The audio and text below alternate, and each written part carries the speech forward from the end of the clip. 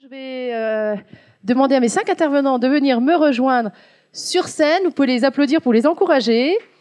Vous les présenter rapidement.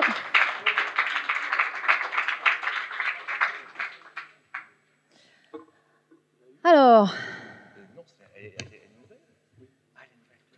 alors attendez, je vais essayer de vous prendre dans l'ordre. Sébastien Fanti, qui est avocat ici en Suisse, et spécialisé notamment dans tout ce qui est droit pénal des réseaux informatiques, droit d'Internet, droit des affaires, propriété intellectuelle et préposé à la protection des données et à la transparence. Juste à côté, le père Nicolas Butet, que je ne vous présente plus, théologien, qui va faire décoller un peu ce débat, qui va poser un regard éthique. Non, mais attendez, non, c'est pas ce que j'ai dit. Non, ce que je veux dire, c'est qu'à la fin, Nicolas interviendra pour essayer de poser un regard éthique sur tout ce qui est en train de se dire et tout ce qui va se dire sur le big data. Il y a un vrai regard à poser, Nicolas. C'est pour ça que je lui demanderai d'intervenir à la fin. Juste à côté, on l'appelle Captain Dash, on l'appelle le digital champion de la France, Gilles Babinet, qu'on est bien content d'avoir avec nous, qui est vraiment un spécialiste du big data. Alors lui, regardez-le bien, hein, vous n'allez pas le voir souvent, il est très recherché cet homme-là, donc j'espère que personne ne sait qu'il est vraiment ici. C'est un hacker qui a travaillé avec Julian Assange. Non mais c'est vrai, hein, il vous donnera pas son 06, il vous donnera pas son mail, donc on essaye de le protéger un peu, mais on sera très très heureux de l'entendre sur ce thème qu'on aborde, sur le big data, et le respect de nos libertés individuelles et collectives et ces droits de l'homme. Et il a beaucoup de choses à nous raconter. Et puis juste à côté de moi, Carlos Moreira, alors lui qui est un expert, alors qui a travaillé pour beaucoup de grandes organisations comme l'ONU, l'OMC, la Banque mondiale, et qui est un expert de la sécurisation des bases de données. Donc ce qu'on va faire, c'est que je vais vous donner à chacun la parole 5 minutes et pas plus. C'est clair ? Ok. 5 minutes. Parce qu'après, j'aimerais vraiment qu'on ait un vrai débat. J'ai beaucoup de questions à vous poser. En guise d'introduction, et je vais prévenir Gilles que c'est lui qui aura la parole en premier en même temps, je vais vous citer un académicien français, Éric Orsena, qui a préfacé le livre de Gilles Babinet que vous trouverez à la librairie, Big Data, penser l'homme et le monde autrement. Et voilà ce que nous dit Éric Orsena, de son point de vue, donc d'écrivain, d'académicien, qui s'intéresse à beaucoup de choses. Éric Orsena. Big Data ou Big Brother ?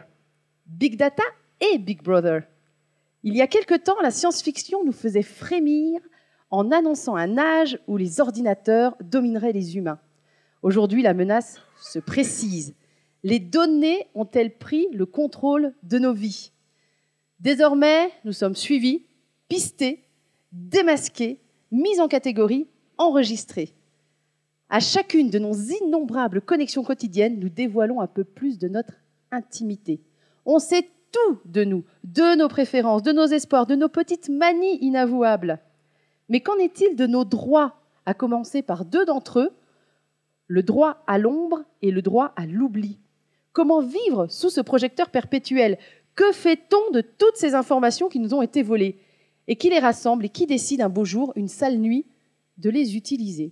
Je trouvais que ça lançait bien le débat, Gilles, et donc je vais te demander d'enchaîner avec Éric Orsena. Difficile. Merci, je suis très heureux d'être là. On passe des moments extraordinaires dans ce cénacle.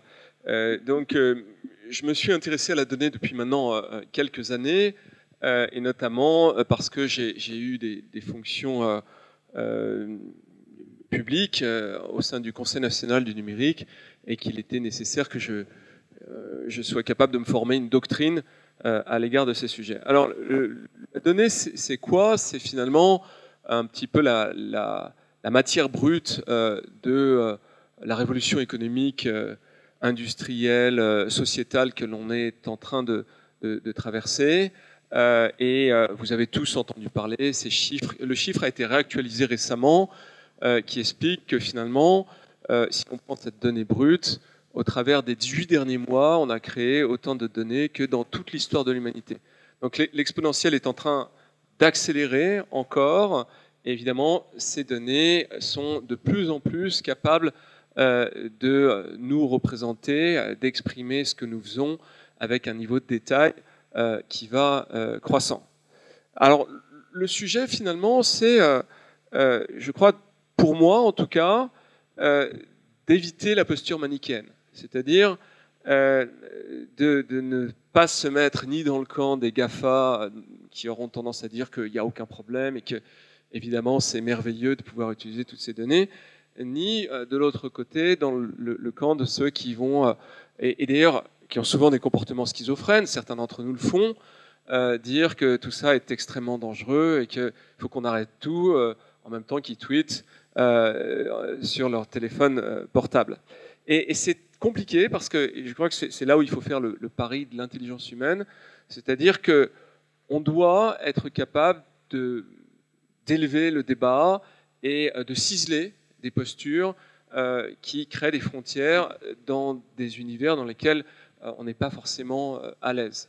Alors, il y a des sujets de liberté publique qui sont tout à fait importants. Il y a des sujets éthiques qui ont été évoqués à maintes reprises ici. Et encore une fois, on est très souvent dans l'inconnu.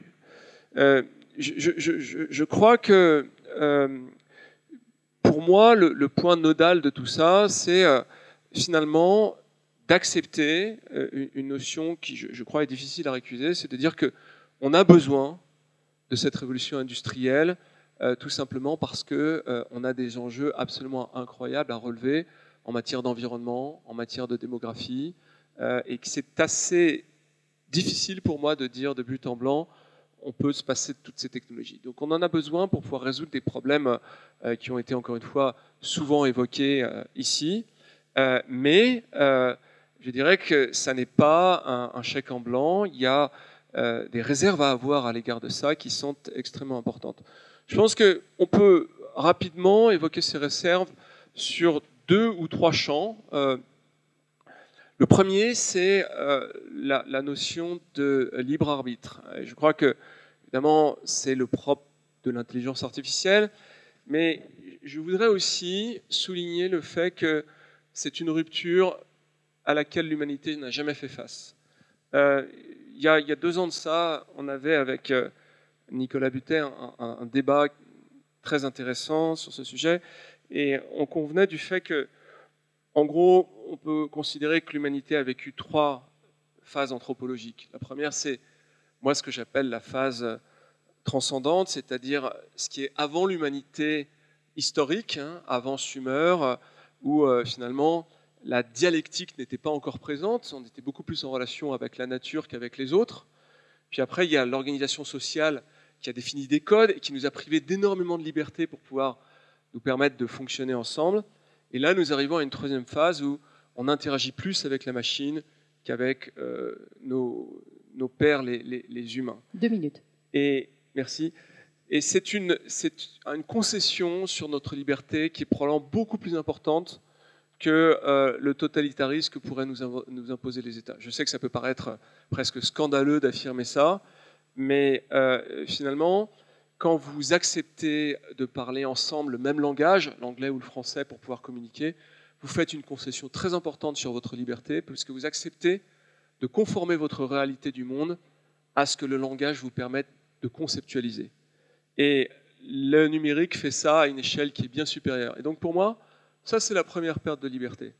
La deuxième perte de liberté, c'est l'évolution du consensus éthique au travers de l'émergence de ces technologies. Donc vous acceptez d'avoir des niveaux de transparence, d'exposer vos vies de façon extrêmement importante. Puis la troisième perte de liberté, c'est la perte arbitraire, c'est le fait d'avoir, soit parce qu'il y a des fuites de données, soit parce qu'il y a des États qui ont décidé de vous martyriser, l'utilisation inappropriée de ces données de cette façon-là. Et ça, je crois que ce sont 3 champs qui permettent de structurer la réflexion autour des données.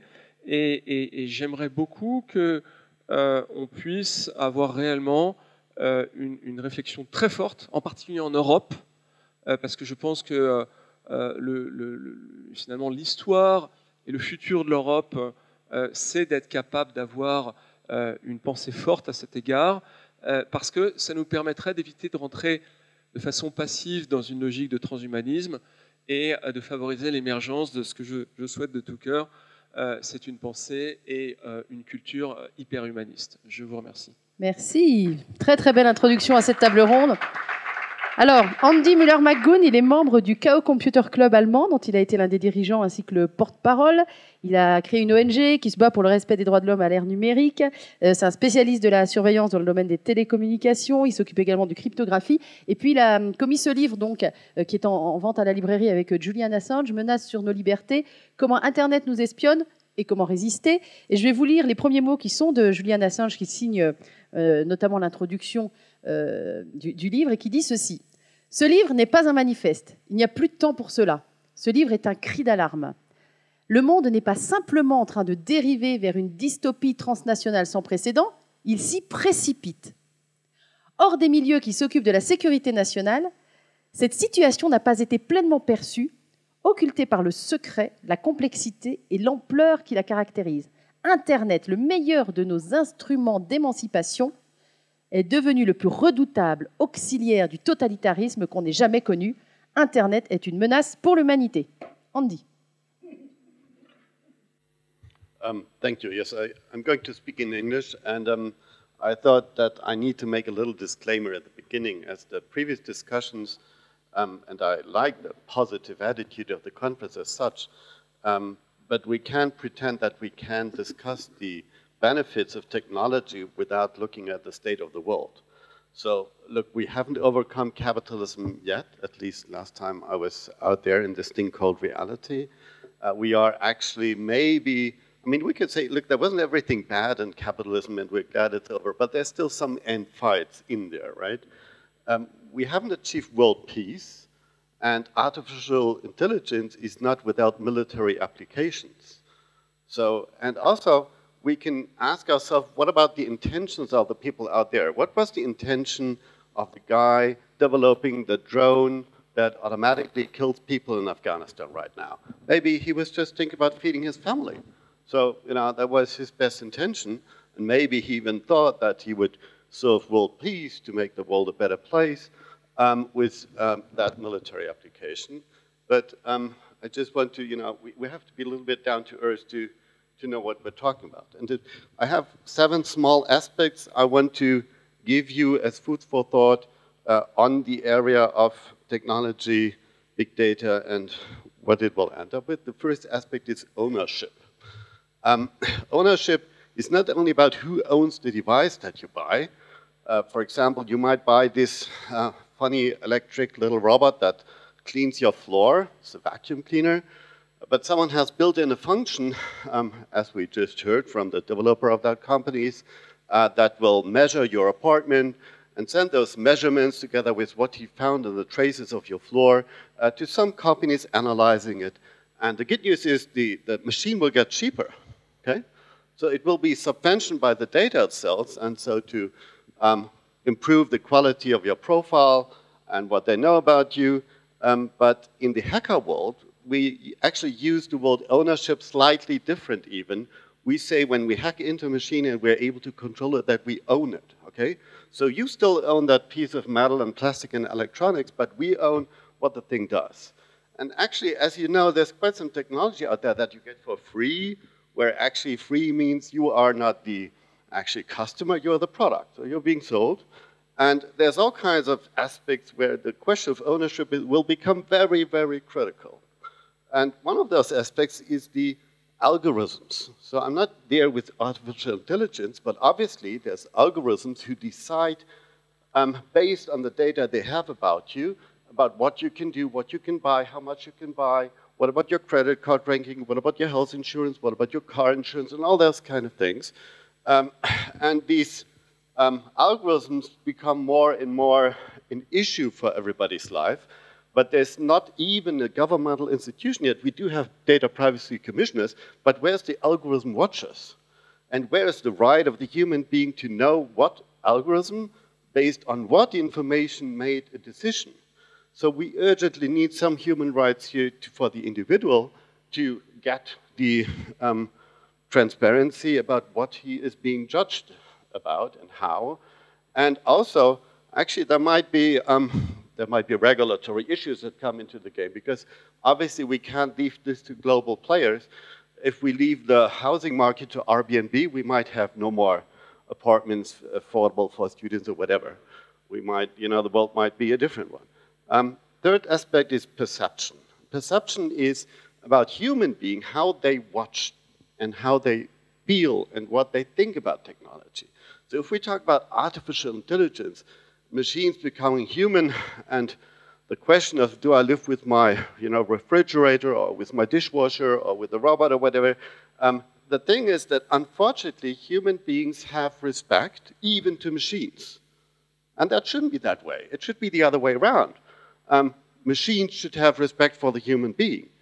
But the thing is that people, if they hear artificial intelligence, say, wow, you know, this thing might be smarter than I am.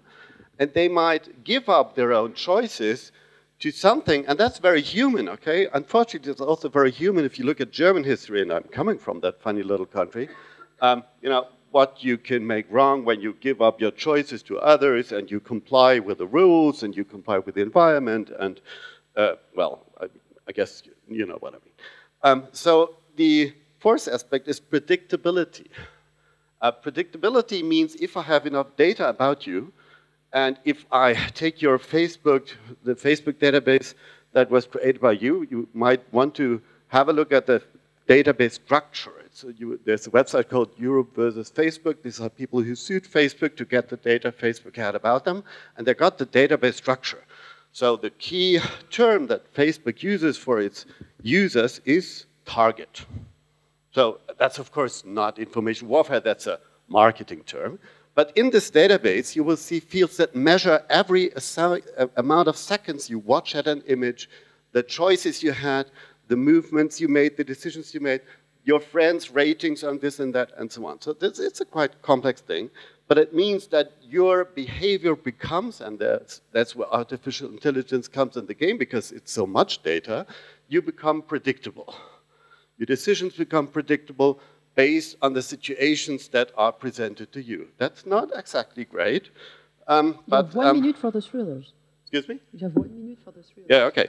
Okay. Then next point, manipulability. So we currently have a president in the United States that's called Donald Trump, and he thinks that global warming and the effect that, you know, warmer water and colder air generate storms, what's currently happening in Florida, is a Chinese conspiracy theory. It's a Chinese conspiracy theory to gain economic advantages. So how could that happen?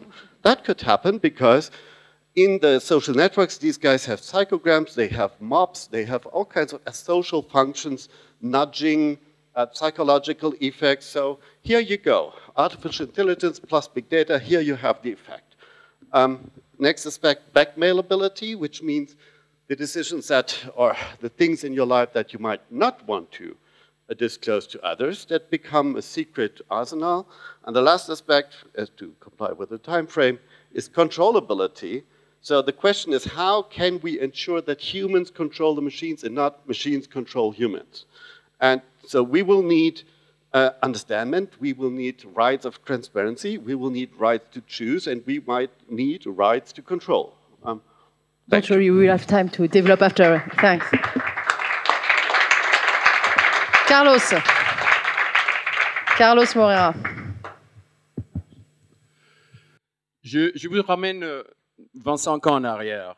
J'étais directeur de sécurité des Nations Unies à Genève et quelqu'un qui s'appelle Tim Berners-Lee a une idée extraordinaire de créer le World Wide Web, qui était basé simplement sur un principe scientifique de connecter les ARPANET, système militaire américain, étendu dans l'Internet par d'INSURF, sur une façon de collaboration rapide. L'objectif, c'est de passer des données entre les ordinateurs très rapidement.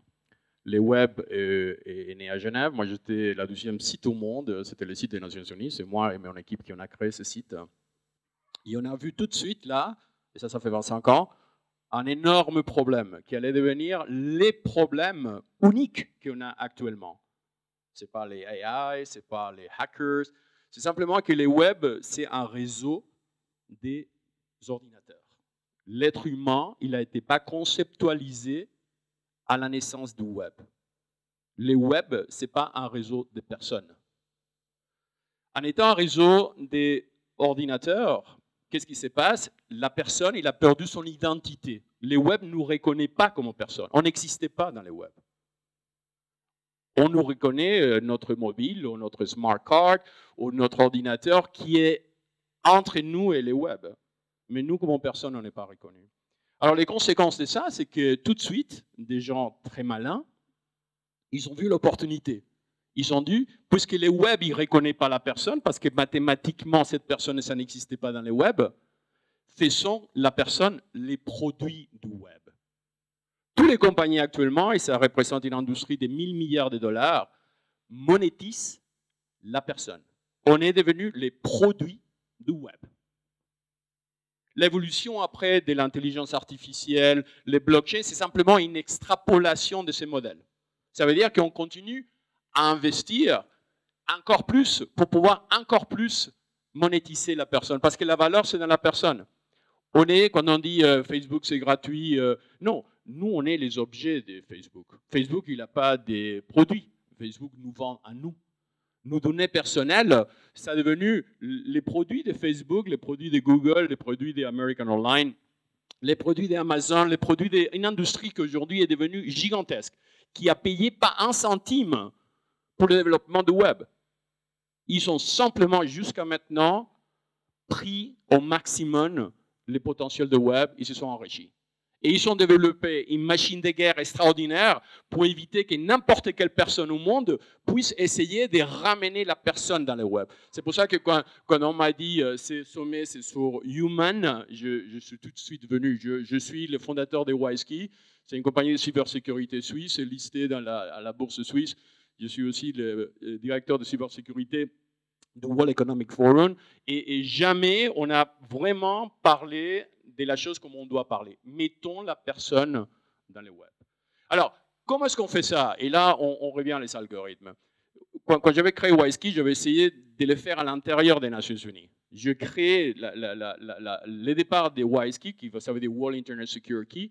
C'est un projet onusien à Genève.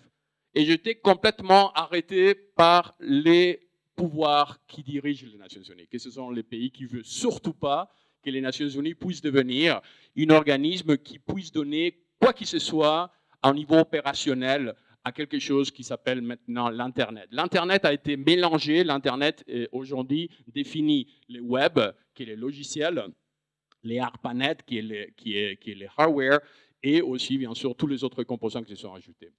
Alors, moi, j'ai créé une compagnie et j'ai créé un cryptage suisse, qui rentre en compétition avec tous les autres clés cryptographiques. Il y en a 6 ou 7 au monde actuellement. Tous les autres sont américaines. RSA, VeriSign, Symantec, Entrust. Ce sont des clés qui sont les ground zero de l'Internet. Si vous n'avez pas contrôle de ces clés, il y a quelqu'un qui a la clé pour vous. Ça veut dire que la clé de votre maison vous a été prêtée, mais ça ne vous appartient pas à vous. Nous, on a créé ça. Aujourd'hui, la clé cryptographique de WiseKey a été installée en 2,6 milliards d'ordinateurs, objets, cartes de crédit.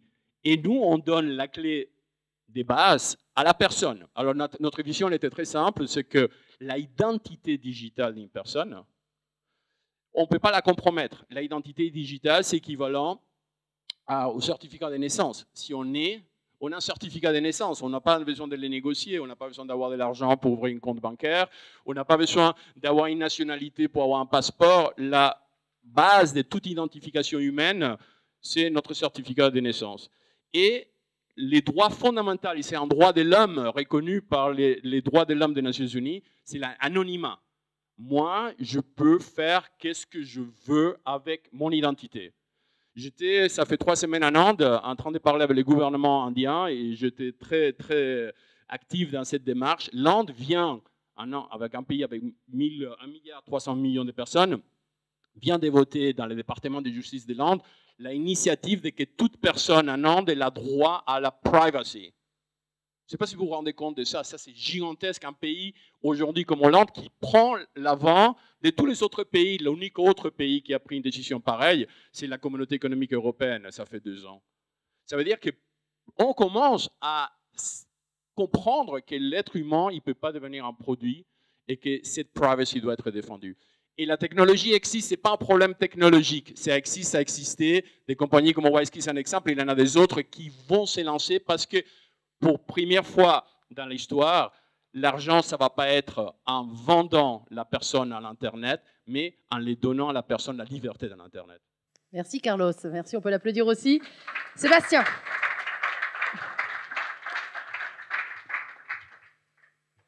Bonjour à tous. Alors moi, je vais vous parler de ma fille. Elle a 7 ans, elle s'appelle Zialou, elle est magnifique. C'est le meilleur de moi, ma plus grande réussite avec mes 3 autres enfants. Et ma fille est arrivée chez moi il y a de cela quelques jours avec une nouvelle tirelire. Elle était si fière, elle a 7 ans, elle avait une tirelire électronique qu'il fallait que j'installe. Et elle avait aussi une carte Maestro où on pouvait mettre jusqu'à 20 francs. Et donc je déballe cette tirelire qu'une grande banque suisse avait développée et qu'elle offrait à ses clients. Et je me rends compte du fait que cette tirelire, en fait, elle fait réveil. C'est génial. Le matin, c'est la tirelire de ma fille qui la réveille. Ensuite, je dois la connecter au Wi-Fi. Je commence à télécharger l'application de cette banque. Et je me rends compte du fait qu'il n'y a aucune information sur la protection des données personnelles de ma fille. Je m'en ouvre à ma femme qui me dit que, comme d'habitude, je suis psychorigide par rapport à cette protection des données et qu'il ne faut pas s'inquiéter, qu'il suffira de désactiver cette tirelire pour réveiller ma fille et que tout est pour le mieux dans le meilleur des mondes puisqu'en réalité, elle va apprendre à épargner et que chaque franc qu'elle mettra dans cette tirelire, évidemment, sera immédiatement indiqué à cet établissement bancaire. Le big data, c'est ça. C'est exactement ça. C'est cette petite fille qui vient avec un objet qui lui convient parfaitement, une jolie couleur, une belle exécution. C'est quelque chose qui la valorise. Elle a une carte, vous imaginez, une carte bancaire. Elle est entrée dans un nouveau monde, ma fille. Et elle calcule chaque jour ce qu'elle pourrait acheter avec la carte. Eh bien, si vous voulez, quelque part, ça peut être utile, parce qu'en réalité, elle va effectivement apprendre à faire un budget, même si je trouve que 7 ans, c'est un peu jeune. Mais d'un autre côté, ce manque de transparence dans ce qu'on va faire de toutes ces données qui figurent en fait maintenant sur le site de cette banque suisse, ce manque de transparence m'inquiète beaucoup. Et tout est souvent en matière de big data une question de point d'équilibre. Alors, ce que je voudrais savoir, c'est ce qu'on va faire des données de ma fille. Parce que peut-être que je consentirai à les partager avec ces gens, parce que je suis quand même le représentant légal. Donc, légalement, ce que fait cette banque est pour le moins critiquable, si ce n'est clairement illicite, puisque je n'ai pas donné mon consentement du tout à la transmission de données par un réseau Wi-Fi domestique à cette banque. Mais enfin, toujours est-il que cette finalité, pour moi, pourrait s'avérer intéressante si elle ne s'avérait que positive dans le développement donc, des connaissances de mes enfants.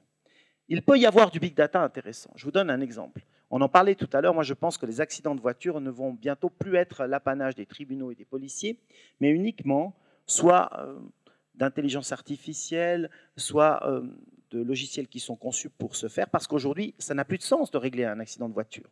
Je percute la voiture de Nicolas, j'ai signé un consentement auprès de mon assureur, auprès des autorités, on télécharge les données de nos 2 véhicules, on va voir qui a tardé à freiner, qui s'est mal comporté. Pour peu que vous ayez une Citroën, vous avez encore une caméra embarquée qui verra ce que vous faisiez au moment du choc. Et donc, l'arbitrage de l'accident va se passer ailleurs. On va se revoir dans 2 mois, on boira un café, puis on se dira lequel de nous 2 paye plus cher son assurance. Et cette affaire sera réglée.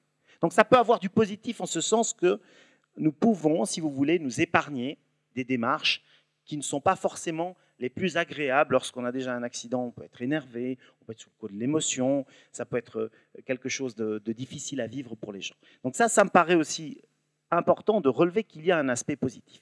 Et puis, ce qui m'importe, si vous voulez, moi comme responsable de la protection des données, c'est cette possibilité qui a été évoquée de droit à l'oubli.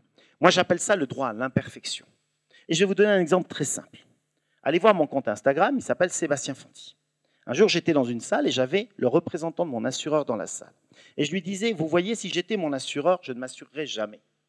Tout le monde me regarde en me disant, pourquoi? J'ai dit, parce que je suis trop gras, je dors peu, je manque d'exercice, je voyage beaucoup, je suis un mauvais risque. Ça veut dire que mon assureur a résilié ma police. Et je vous assure que c'est vrai. Et quand je lui ai posé la question de savoir pourquoi il avait résilié ma police, pas la police obligatoire, mais la police surobligatoire en Suisse, et que je lui ai dit, est-ce que c'est à cause de mon rythme de vie? Il a souri, ce qui pour moi équivalait à un acquiescement. Donc en réalité, c'est ça le problème du big data. C'est que si vous êtes en capacité de déterminer sur la base de ce que je partage avec vous, que je représente un mauvais risque en termes de maladie, de santé publique, et que vous ne m'assurez plus, je ne suis pas d'accord. La limite pour moi est franchie. Et ce droit à l'imperfection, ça équivaut, somme toute, à un droit à l'humanité. Parce que les gens ne naissent pas égaux devant la maladie, ne naissent pas égaux en fonction d'une intelligence qu'ils n'ont pas choisie. Et nous ne pouvons pas aujourd'hui, sur la base d'algorithmes et d'une intelligence artificielle, définir des critères, aller vers une prédictibilité exponentielle de tout ce qui peut survenir. Il doit rester le hasard, le destin, certains diront Dieu, qui doit déterminer l'issue soit d'une situation, soit la vie de quelqu'un, parce que, comme je l'explique à chaque fois, si j'ai décidé de me faire opérer par un homme, alors que je sais que le robot sera meilleur, et que je préfère mourir dans les bras d'un homme, ça doit rester mon choix. Je ne dois pas avoir un assureur qui m'impose, sur la base d'un risque que je représente et qui est purement économique pour lui, je ne dois pas laisser cet assureur être capable de décider pour moi. Et vous savez, c'est passé totalement inaperçu en Suisse, mais les assureurs ont obtenu la possibilité d'avoir le diagnostic à l'entrée à l'hôpital dans le canton de Berne. C'est-à-dire qu'en fait, vous arrivez à l'hôpital, vous avez un accident de circulation, vous êtes entre la vie et la mort. Celui qui saura ce qu'il va advenir de vous sur cette terre, ce n'est pas votre femme, ce ne sont pas vos enfants, c'est votre assureur. Eh bien moi, je ne suis pas d'accord avec ça. Je milite pour un certain nombre de choses. Les choses que j'exige en matière de big data, c'est tout d'abord une transparence totale sur ce qu'on fait de mes données. Ensuite, le consentement, c'est si vous voulez, un élément qui me paraît totalement suranné, dépassé. Parce que si je donne le consentement à quelqu'un aujourd'hui, dans 5 ans, il va réutiliser mes données pour autre chose. Donc le consentement doit être réinventé. Il doit devenir dynamique. On doit pouvoir interagir avec les données qui nous concernent, qui sont notre propriété, de manière dynamique en disant « je suis d'accord pour participer à une étude sur le surpoids, puisque je suis en surpoids ». Et je pourrais le faire dans 5 ans, pas forcément aujourd'hui, parce que peut-être qu'aujourd'hui, je ne suis pas encore en surpoids.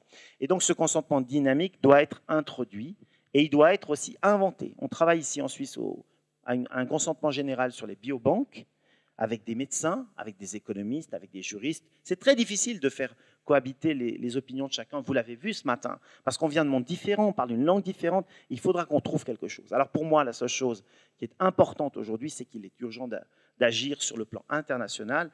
Nous laissons le big data prospérer sans règles dans certains pays comme la Suisse. Cela n'est pas acceptable. On ne peut pas laisser l'industrie définir des standards sans interagir rapidement. Et vous ne savez pas, et je ne sais pas ce qu'ils font de mes données. Parce qu'en fait, c'est ça, tout le dilemme de ce qu'on a vu ce matin, c'est qu'on est en train de réfléchir à quelque chose dont on ne connaît pas tous les tenants et aboutissants. Alors donc, Sébastien, on va lancer le débat. Merci beaucoup. On peut l'applaudir aussi en passant, Sébastien Fanti.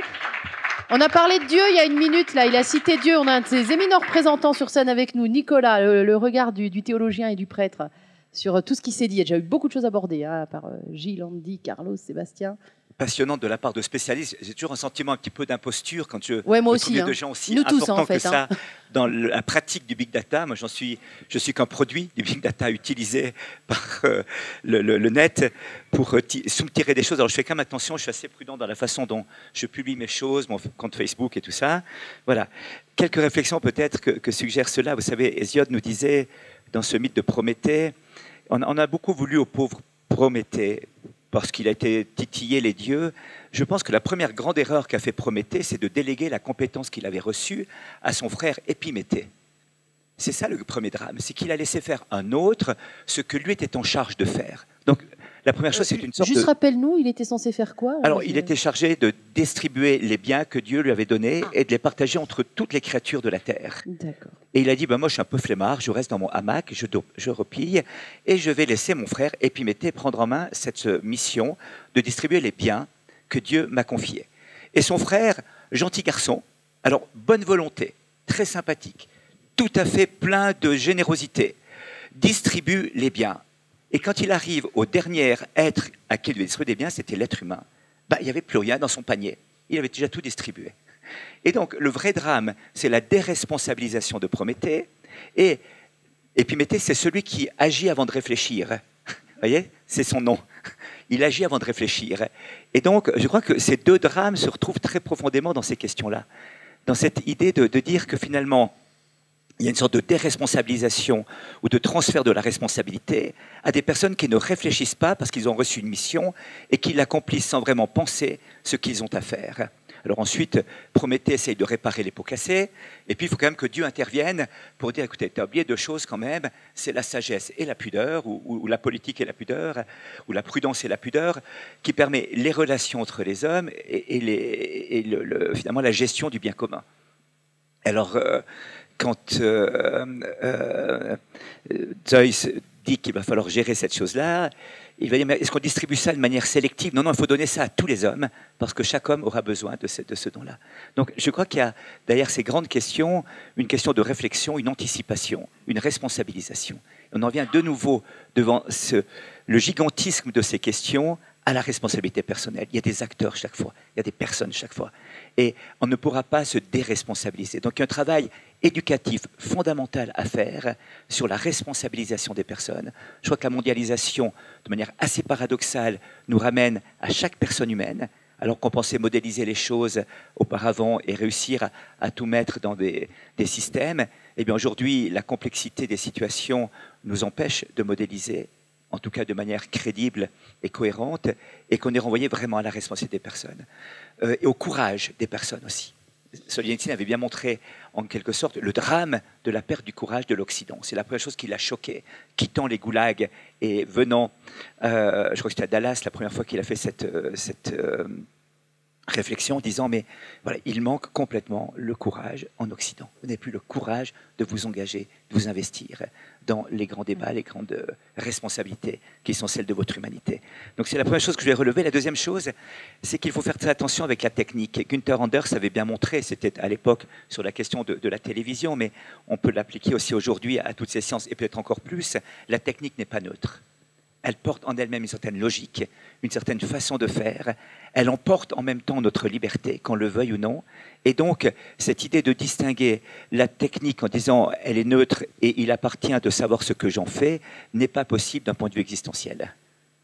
La technique porte une logique, entraîne les personnes vers un certain mode de comportement, vers certaines attitudes. Le big data intervient directement là-dedans. On a dit qu'il y avait deux aspects, la collecte des données et aussi l'utilisation de ces données.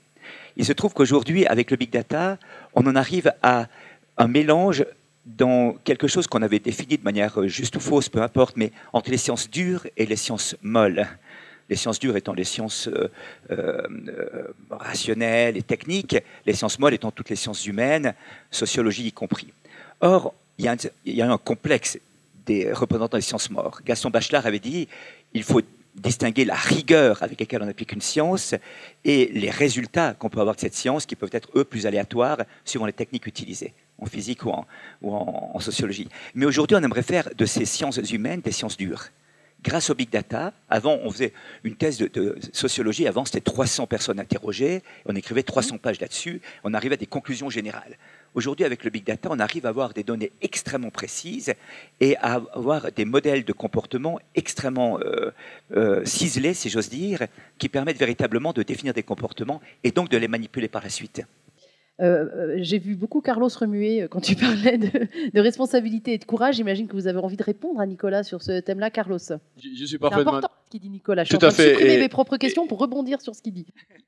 On a une référence spirituelle pour un problème qui est actuellement un problème humain. Les big data, le nom déjà il est faux. C'est pas big data, c'est big human data. L'unique chose qu'il y a dans les big data, c'est vous.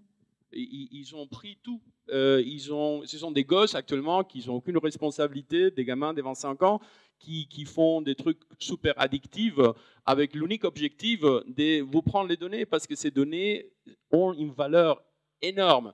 Les compagnies, quand Facebook avait acheté WhatsApp pour 16 milliards de dollars, WhatsApp il avait 400 millions de downloads, il avait 1 million de chiffres d'affaires. Ça veut dire que chaque download de WhatsApp, c'était 400 $ valeur. Alors, combien des apps vous avez dans votre mobile? Combien de fois vous avez downloadé des trucs que vous n'avez plus jamais utilisés? Combien si je vous fais un test ici de comment est-ce que vous avez mis votre security process dans votre téléphone, vous allez avoir peur de la quantité de données que vous êtes en train d'envoyer real time à toute cette industrie qui a été créée. Alors, la responsabilisation doit partir sur le fait que les pays, je félicite la communauté économique européenne qui commence à prendre des actions du type Facebook payer 2 milliards et Google payer 20 milliards, parce qu'on commence à se rendre compte que cette transfert des responsabilités ne peut pas continuer comme ça. Aujourd'hui, il y en a des sociétés qui font cette opération d'une façon volontaire, simplement pour satisfaire les intérêts des actionnaires de ces sociétés. Ça doit finir. Moi, j'ai une question pour Gilles et pour Andy.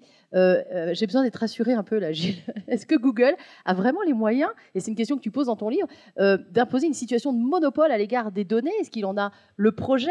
Et puis la deuxième question, à qui peut-on faire confiance pour défendre la liberté individuelle? Vous avez 2 minutes. Alors, Gilles, juste pour animer le débat, j'ai envie d'exprimer une voix un petit peu différente. C'est-à-dire que je crois que, d'abord, il faut rappeler que c'est Facebook et Google qu'on est tous en train de décrire, on les utilise tous sans cesse, et qu'ils ont des externalités positives. Je crois qu'on ne peut pas le nier. C'est-à-dire que Google nous permet d'accéder à des sommes de connaissances qu'on n'aurait jamais rêvé pouvoir atteindre, et ça a certainement des incidences positives dans beaucoup de champs. Et il faut le rappeler. Je crois que c'est indispensable de le rappeler.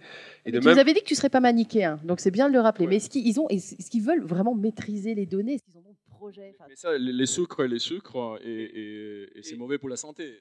Je pense que ces discours-là, c'est ceux-là qu'on doit arrêter. Si on continue à dire que Facebook, c'est bien pour tout le monde, on va continuer à l'utiliser. Il faut qu'on ait une responsabilité d'expert d'expliquer pourquoi Facebook, Twitter et tous ces LinkedIn et autres sont en train de violer notre privacy. Et je pense par ailleurs qu'il faut séparer les problèmes. C'est-à-dire que les enjeux de fiscalité à l'égard de Facebook ne sont pas les mêmes que les enjeux de données. C'est-à-dire que la virtualisation de l'information permet effectivement de ramener des profits de façon très transparente, très opaque, pardon, sans qu'il y ait de contrôle des États là-dessus, mais c'est un problème qui, me semble-t-il, est de nature différente de celui de la donnée, et ça doit être rappelé parce que, après, c'est difficile d'en débattre. Maintenant, est-ce que Facebook ou Google peuvent dominer réellement ces univers de la donnée? Alors, je vais vous surprendre, j'ai tendance à penser que non, et je crois que l'une des caractéristiques du monde qui vient, c'est que les cycles d'innovation se resserrent de façon extrêmement forte. Pourquoi? Parce que l'innovation est globalisée du fait de l'Internet, justement. Et de ce fait, un acteur qui est dominant à un instant n'a pas la garantie de le rester. La raison pour laquelle on voit un acteur comme Google, ou même Facebook d'ailleurs, investir dans des univers nouveaux sans cesse, c'est qu'ils savent très bien que le search tel qu'il existe aujourd'hui est condamné. C'est-à-dire qu'on doit aller vers un search sémantique et qui n'est absolument pas garanti que Google maîtrise ce search à moyen terme. Il y a tout un tas d'acteurs qui apparaissent et qui sont extrêmement puissants dans ce domaine, en particulier en Chine. Et si vous regardez la part de marché de Google sur le nombre d'internautes actifs dans le monde, elle a simplement été divisée par 2 en l'espace de 8 ans. Andy, vous voulez intervenir? I think there's one aspect that could be clarified a little stronger, and that is that, of course, data is power. And what we see here right now is a depowering of all kinds of European, Asian governments and companies. Because for some funny accident, the companies collecting all this data are in US jurisdiction, and due to the acts of after September 11th in the United States, US government has access to all that data, and of course they use it. So, I'm sorry, I need to use it. So, more. Okay, I'm sorry. So, I mean, today if we talk about cloud computing, it's obviously, there's no cloud computing, there's other people's computer. And if we're talking about social networks, there's no social networks. There's human beings using technology that is simulating maybe specific circumstances of interaction to gather data and to monetize that data. And the so-called disruptive elements of the economy, that's guys who want to take the revenue to another place, and that's their pocket. So I think we have to be very clear what's going on here. And I mean, yes, there's some advantages, and of course, we all like the advantages of that technology, but we have to analyze and understand what's going on. And I think it's fair to say that the Chinese government is the only one on this planet who saw this strategically in advance what would happening and were able to prevent to become a digital colony of that one jurisdiction. Yeah. Carlos, Sébastien après. Carlos. Je suis tout à fait d'accord. Ce point, c'est très important. La chose qui est en train d'arriver, c'est que l'Internet, il est en train de devenir un intranet. La Chine est déjà sortie de l'Internet. Toutes les compagnies chinoises qui sont plus d'1 milliard de dollars de valorisation, ce sont des compagnies qui sont déjà sorties de l'Internet. D'ailleurs, la Russie sont en train de sortir de l'Internet. Je suis en train de faire un projet en Argentine. Le gouvernement latino-américain veut sortir de l'Internet. Et pourquoi? Parce qu'ils se sont rendus compte actuellement qu'ils ne profitent rien du tout de cet Internet qui est complètement décentralisé. Alors, il y a un paradigm shift qui est en train de se faire actuellement, c'est sous le blockchain. Blockchain, c'est l'espoir de l'Internet, dans la mesure que c'est complètement décentralisé. Il n'y a plus de big data dans le blockchain. Il a un ledger dans lequel on stocke l'information qui devient la preuve que cette information elle est immuable. Personne ne peut la modifier et tout le monde doit la truster. Le blockchain a quand même un problème énorme que pour le moment on n'a pas résolu, c'est qui est derrière le blockchain. On ne connaît pas les clés cryptographiques de le blockchain. Alors, les données confiance illimitées au blockchain actuellement, c'est pas possible non plus. Mais aujourd'hui, quand même, on est dans une situation drastique. L'unique pays au monde qui a vu la chose, c'est la Chine. La Chine a créé des sociétés qui vaut autant aujourd'hui que Facebook, pas par une question d'innovation, c'était pas parce qu'ils avaient des meilleures technologies que Facebook, c'est simplement qu'ils avaient 1,3 milliard de personnes tout de suite pour mettre dans cette société, presque à la force, pour monter la valorisation de cette société. Et la façon de faire ça, actuellement, il est très simple. On a tous une chose qui s'appelle les PII, Personal Identification. Ça, c'est à nous, c'est un algorithme, ça fait partie de l'algorithme mathématique. Les PII, si on les décapsule de l'information, je peux parfaitement laisser tout le monde savoir qu'est-ce que je suis en train de faire, et ça, n'importe qui peut le faire, mais je ne veux pas qu'ils sachent qui je suis. Les qui je suis, c'est privé, et c'est simplement sous le consentement de la personne. Mathématiquement, ça, c'est très facile à faire. Alors, toi qui es préposé à la protection des données, là, qui pour nous protéger, qui pour protéger notre liberté individuelle? Alors, d'abord nous, parce que nous sommes tous les embryons du big data, il faut le dire, et nous sommes responsables de ce que nous faisons. Mais on est face à un hold-up, le plus grand hold-up de l'histoire, parce qu'en réalité, en ayant obtenu un consentement vicié, en ne nous ayant pas expliqué tout ce qu'on allait faire de ces données, on a réussi à collecter. Et c'est une bataille économique et politique pour la suprématie du monde et de la connaissance grâce à nos data. Et jusqu'à présent, cette bataille, elle était gagnée par les États-Unis notamment, mais l'Europe s'est rebellée et a adopté un règlement sur la protection de données qui entrera en vigueur l'année prochaine et qui va tenter de rétablir ce qu'on appelle l'habeas corpus numérique, c'est-à-dire ce à quoi on tient et qu'il ne faut pas absolument mettre dans les mains de tous ces gens qui ne veulent faire que du profit de vos données. Donc moi, j'ai beaucoup d'espoir là-dedans. J'espère que les sanctions seront absolument importantes et dissuasives.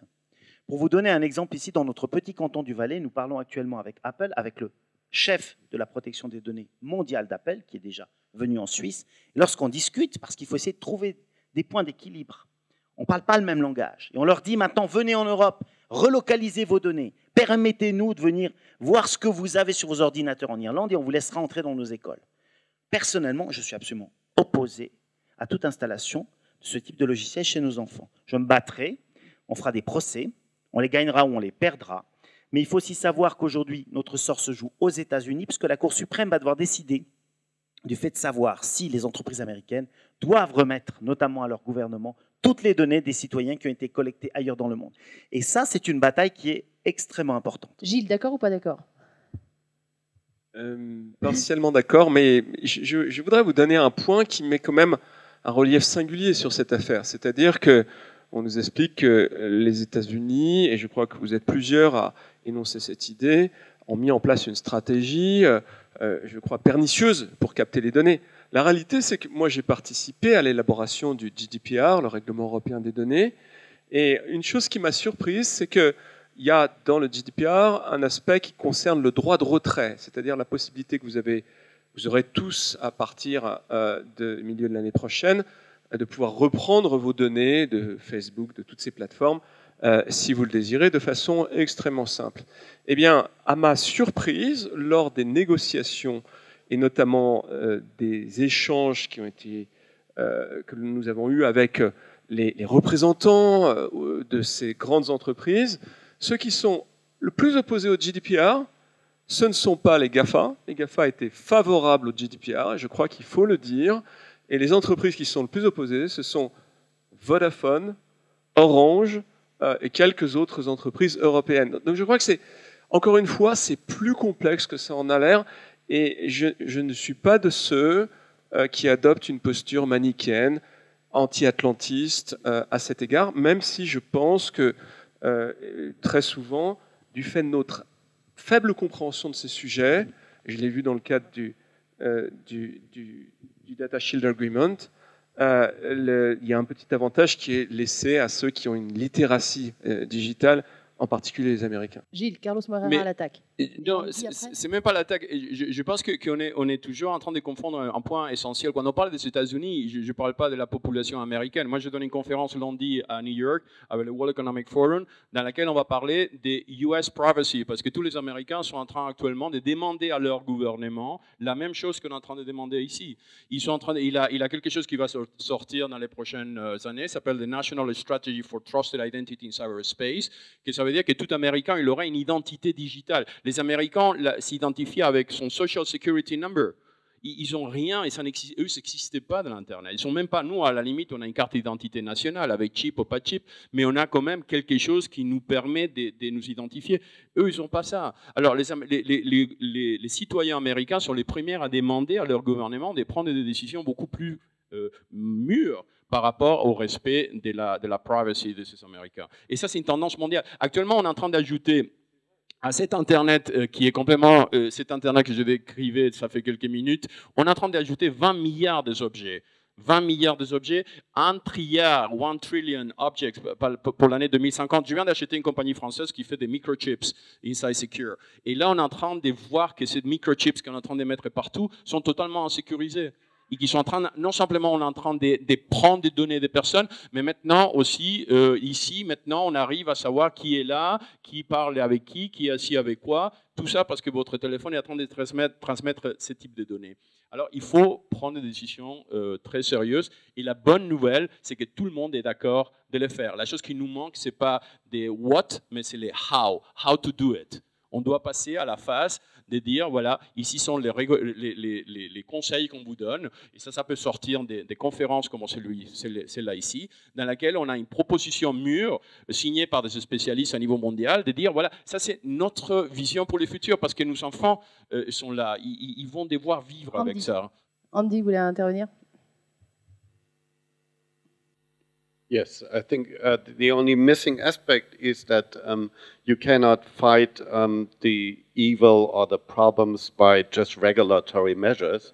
Europe has to overcome the phase of understanding, analyzing the problem, and also provide some own decentralized solution. So where's our decentral social networks? Where's our decentral support of email providers?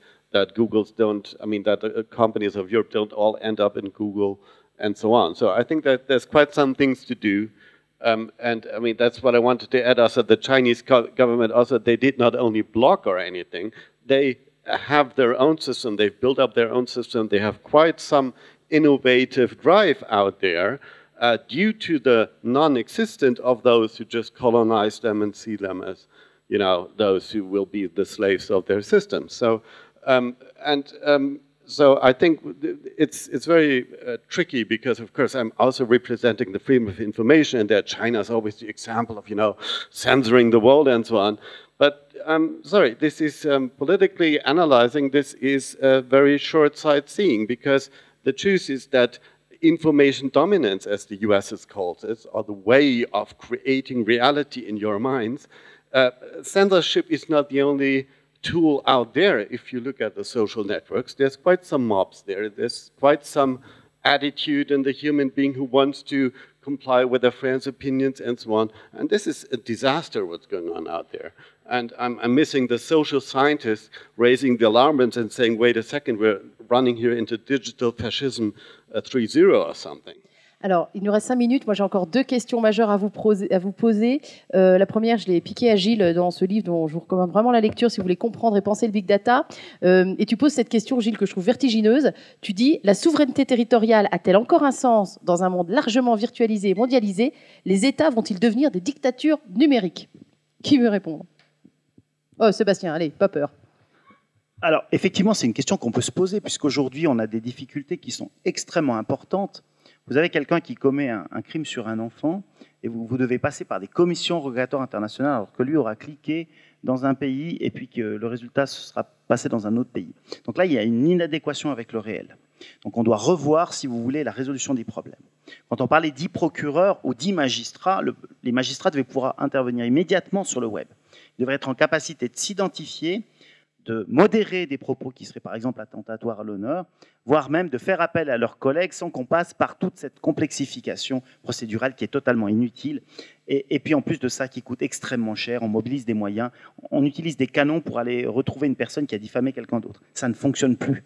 Mais ça, les États sont-ils prêts maintenant à faire le pas vers la clarification et vers la simplification? C'est très difficile parce que cette notion de souveraineté territoriale leur permet quand même de générer une partie de leur produit intérieur brut et de casser les barrières, d'être disruptifs et de créer de nouvelles solutions, de faire arbitrer mondialement, par exemple, des litiges, sans même qu'un tribunal d'un État intervienne, mais sous l'égide de l'ONU ou de l'OMPI ou de qui vous voulez. C'est une perte qui, pour eux, est une perte d'ADN. Vous aurez la plupart des partis du monde qui vont dire « Non, il y a un État national, nous, on a encore un hymne national, on a un passeport, on n'est pas comme les autres, on ne veut pas. » Donc là, je pense qu'on n'est pas encore arrivé à maturité. Dans le micro, Carlos. Actuellement, il y a une bonne chose qui arrive, ça s'appelle les Industrial Internet, l'Internet industriel. Les Allemands, par exemple, en Allemagne, vous savez, l'initiative poussée par les gouvernements allemands s'appelle Industry 4, qui est poussé à fond par tous les constructeurs de voitures et les gouvernements pour que l'Allemagne puisse exister dans l'Internet. Quand on parle d'Internet, on croit que les pays sont dans l'Internet, mais c'est pas tous les cas. L'Internet, à 90%, c'est dans des centres de données américains. Alors, il y a quelqu'un qui va vous dire, voilà, la boîte là que vous voyez, ben, ça c'est la Suisse. Et ça, c'est la Suisse dans l'Internet. Ce n'est pas la Suisse ici, c'est la Suisse dans une boîte qui se trouve dans un centre de données aux États-Unis ou bien dans un autre colocation center. Alors, l'histoire, c'est comment est-ce que moi, je peux prendre ces assets qui m'appartiennent comme au pays, il est ramené dans mon pays, avec tous les données de mon pays, avec la législation de mon pays, avec la protection des citoyens de mon pays. Et ça, c'est la chose à faire. À Genève, nous, on avait fait le système de votation électronique. C'est WISeKey qui avait fait l'e-voting. Les gens à Genève, depuis 12 ans, votent électroniquement tous les votes avec la technologie qu'avait mise en place WISeKey en HP de l'année 2002. Ça veut dire qu'on n'a pas été chercher un système de votation étranger, on a développé la chose. On est en train de pousser le gouvernement fédéral suisse pour lancer la carte d'identité numérique suisse. On ne l'a pas encore. On est en retard de 10 ans par rapport à tous les autres pays européens. Voilà, ce sont des décisions tout simples qu'on peut prendre pour positionner et créer cette Suisse dans l'Internet ou cette France dans l'Internet. Mais ça, c'est des politiciens, c'est des avocats, c'est des gens qui doivent développer la législation. Les techniciens vont simplement suivre. Nous, on va développer les codes nécessaires pour permettre que leur position puisse être respectée. Il nous reste 3 minutes. J'ai une dernière question qui dézoome un petit peu, mais on parle de la transition numérique, mais ce n'est pas la seule transition qu'on est en train de vivre actuellement. Il y a la transition climatique et la transition biologique. On va s'en sortir, les gars, ou pas? Tout à fait. Donnez-moi de l'espoir. On va s'en sortir comment? Vivant, montez, allez, Gilles, c'est parti. On va s'en sortir. Alors, Carlos, il dit on va s'en sortir. Gilles, il dit quoi? Le dernier, ce sera Nicolas, hein, pour nous. C'est des transitions qui s'articulent l'une dans l'autre. C'est-à-dire que les nouveaux modèles énergétiques qui apparaissent sont complètement imprégnés de numérique. Quand vous allez voir des grands acteurs de l'énergie, ils vous disent on doit apprendre un nouveau métier qui est le métier du numérique, et c'est à cette condition qu'on va y arriver. Si on parle de la révolution qui a lieu dans le domaine du vivant, elle est très largement à base d'algorithmie d'une façon générale. Donc j'ai tendance à penser que certes on a les panneaux solaires, on a un certain nombre de choses, mais que c'est quand même le moteur sous-jacent de tout ça, c'est la révolution numérique. Et je crois que ça n'a pas été dit, mais ça mérite quand même d'être affirmé, c'est qu'avoir une littératie numérique qui soit très largement partagée au niveau des populations, c'est aussi une des conditions préalables pour éviter d'avoir des dictatures numériques, d'avoir des biais dans la législation, dans les algorithmes, etc. Et je voudrais dire ça. Je rappelle que dans une plateforme qui s'appelle GitHub, qui est probablement le plus grand concentré de codeurs au monde, il y a 26 millions de comptes enregistrés et on a 3,8 milliards de travailleurs sur Terre. Donc on a une inadéquation entre les compétences générales et les compétences numériques qui est extrêmement forte et que je crois que c'est une des caractéristiques de cette révolution, c'est qu'elle n'est pas emmenée par assez de citoyens. Nicolas, pour terminer. Merci. Oui, pour reprendre un petit peu ce qui a été dit tout à l'heure, je pense qu'il y a un aspect positif qui est là. Vraiment, le fait qu'on puisse collecter des données peut permettre une certaine prévisibilité, des anticipations, des coordinations, des analyses. Et ça, on en a énormément besoin dans un monde mondialisé avec tous les problèmes écologiques, humains qui peuvent se poser. Et puis, il y a la manipulation qui se met là derrière. Parce qu'il y a quand même toute une utilisation manipulatoire de ces données qui vise à orienter la consommation, à orienter les modes de comportement, à uniformiser les choses. C'est beaucoup plus facile quand même quand tout le monde consomme de la même manière ou agit de la même manière. On nous dit que finalement on veut cibler de manière personnalisée les choses, ce qui est partiellement vrai parce que quand on clique certaines choses, on a ensuite des propositions de publicité qui correspondent un petit peu à des goûts que je pourrais avoir, mais inversement, on va essayer d'influencer aussi ces goûts-là. Et donc, je pense que là, il y a quelque chose qui est très important sur la relation entre la personne et la société. Ça pose une question de la relationnalité. On a parlé que ce n'était pas seulement des données comme telles, mais c'était des données humaines, que ce n'était pas une relation entre personnes, mais entre computers, alors que quand même, derrière Facebook, j'ai quand même un visage qui peut se trouver là derrière, mais médiatisé par cet instrument-là. Et quand est-ce que j'ai le face-à-face, le chair à chair, si j'ose dire, aussi de la relation, ça change complètement les choses. Et puis, l'importance de la différence entre les personnes. Ça, je crois que c'est capital. De pouvoir avoir, c'était Michel de Certeau qui disait que le monde aujourd'hui, s'il s'uniformisait, allait briser cette différence nécessaire à la relation. Et qu'est-ce qui allait être engendré par ça? Ça allait être l'égoïsme des forts, ça allait être le conformisme des faibles, et puis l'idéologie de l'utopiste. Et donc, on va avoir ces trois aspects qui vont dominer la société. Et donc, on voit l'importance d'un processus éducationnel là derrière, profond, pour donner aux gens d'abord l'intelligence de leur liberté, l'usage de leur liberté, et la responsabilité qui en découle. Je voudrais qu'on les applaudisse bien fort. Sébastien Fanti, Nicolas Butet, Gilles Babinet, Andy Muller-Magoun et Carlos Moreira. Merci beaucoup.